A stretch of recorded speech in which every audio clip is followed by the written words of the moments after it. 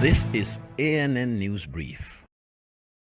Civil servants in Zimbabwe have rejected an offer of a 25% increase in wages for the lowest paid workers. Salaries were raised in April, but government employees demanded a second increase to protect themselves against rampant inflation. The government says it will spend $21 million spread over 6 months, which amounts to $11 monthly increase for workers. Civil servants say the government's offer is not as generous as it sounds. One union leader told reporters the offer could spark industrial action. President Emerson Mnangagwa is facing widespread discontent for failing to stop the economic slide. The civil servants are expected to meet on Wednesday to discuss a way forward. Zimbabwe is reported to be facing worst economic crisis in 10 years, with 18-hour power cut, fuel shortages, and near 100% inflation.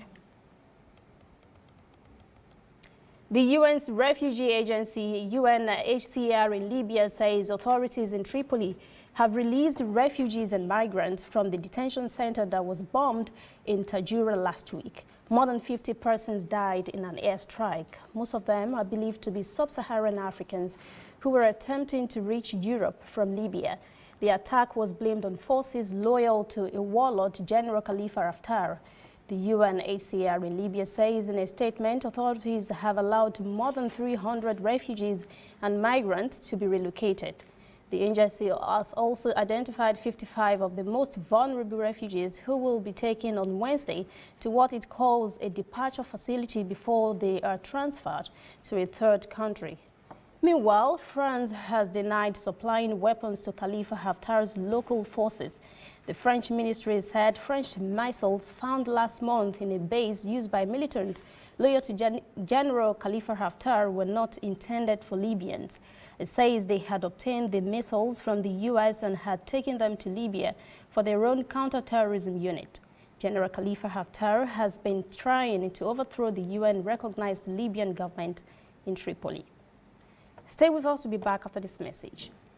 Whether in your house, at your office, on your phone or online, we are there. We have the facts behind the headlines. We cut to the chase with the news you really need. We cover every angle. We are the bigger, better news network. We are African News Network. ANN. Watch ANN News on MITV from a truly African spirit. United Nations Secretary General Antonio Guterres has cited state violence and abuse of power as the final tipping point that lead to terrorism.